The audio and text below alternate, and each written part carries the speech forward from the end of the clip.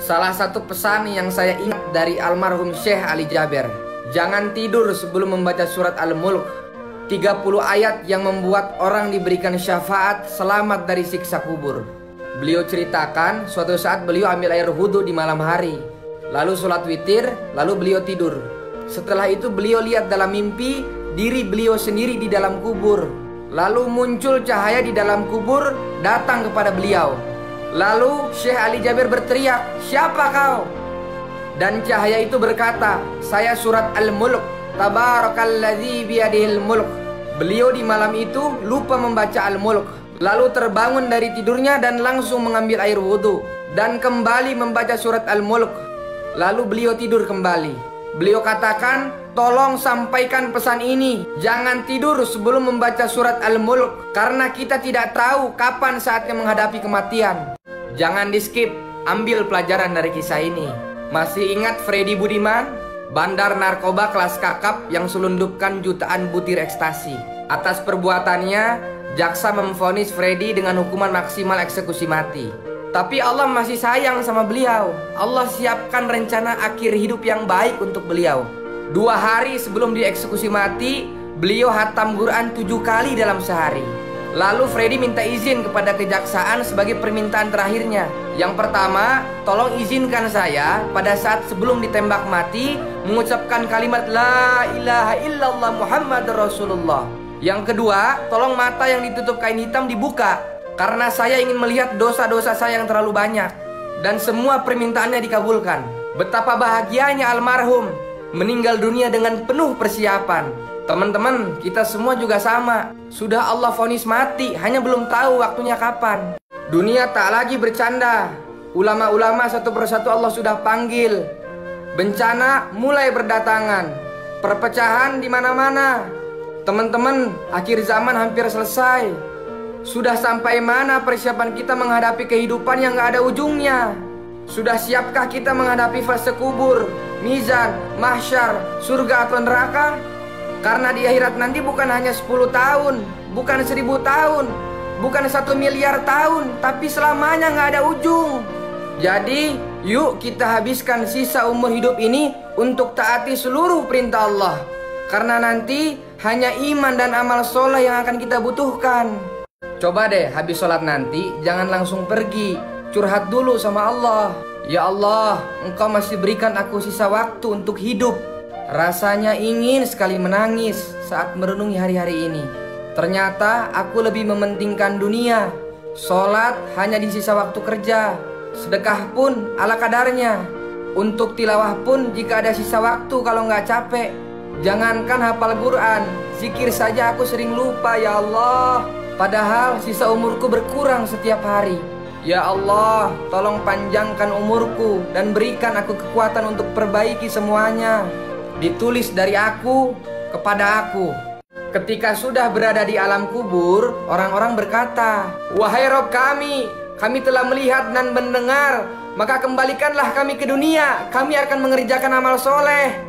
Ulama katakan, walaupun mereka minta dikembalikan ke dunia hanya 1 detik, walaupun mereka menangis sampai air mata habis keluar darah habis keluar nanah, sesungguhnya Allah tidak akan kembalikan mereka ke dunia walau hanya 1 detik.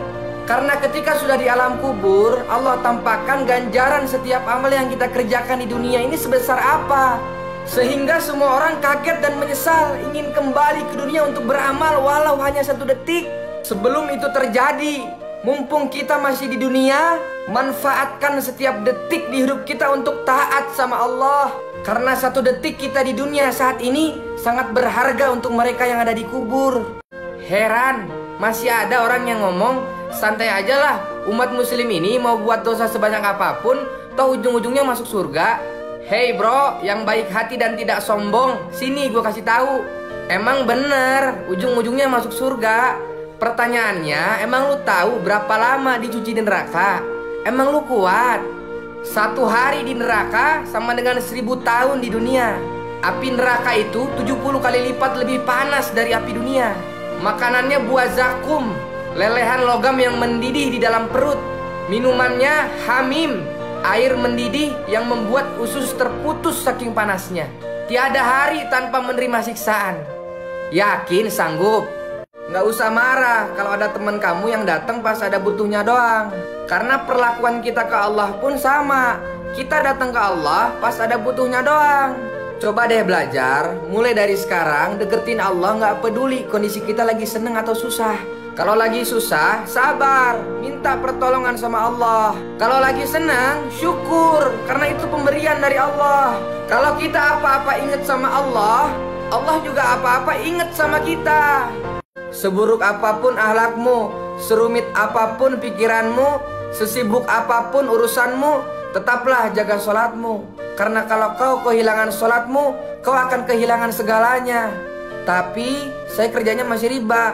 Sholat, tapi saya masih gemar narkoba. Sholat, tapi saya masih suka berantem sama orang. Sholat, tapi saya penari telanjang. Sholat, justru sholatmu itu yang bisa hentikan itu semua. Jangan dengerin kata setan. Udah, kamu bersih dulu baru sholat. Udah, kamu bersih dulu baru ngaji. Karena Allah sendiri yang bilang sholat itu dapat mencegah dari perbuatan keji dan mungkar. Viral di bumi itu biasa, tapi kalau viral di langit itu baru luar biasa. Namanya Uwais Al-Qarni, pemuda yang hidup satu zaman dengan Rasul namun belum pernah berjumpa dengan Rasul. Pemuda ini sangat istimewa dikarenakan kisahnya yang sangat memuliakan ibunya yang lumpuh. Suatu saat ibunya ingin naik haji, namun dia bingung seperti apa caranya karena dia dan ibunya tidak punya perbekalan yang cukup. Akhirnya atas dasar kecintaan Uwais pada ibunya, dia rela menggendong ibunya dengan berjalan kaki sejauh 1000 km dari Yaman ke Mekah untuk berhaji. Setelah keliling Ka'bah sambil menggendong ibunya, Uwais berdoa, "Ya Allah, tolong ampuni semua dosa ibuku."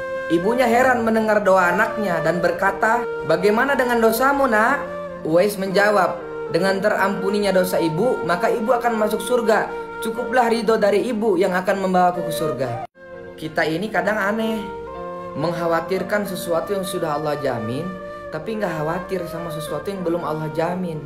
Rizki ini sudah Allah jamin, tapi kenapa kita masih takut nggak kebagian rezeki?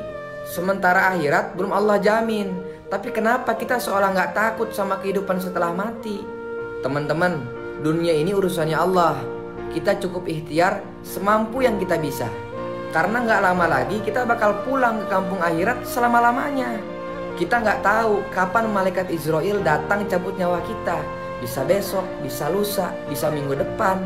Maka sekarang buat komitmen dengan diri kita sendiri bahwa sisa umur hidup ini akan kita gunakan untuk taati seluruh perintah Allah.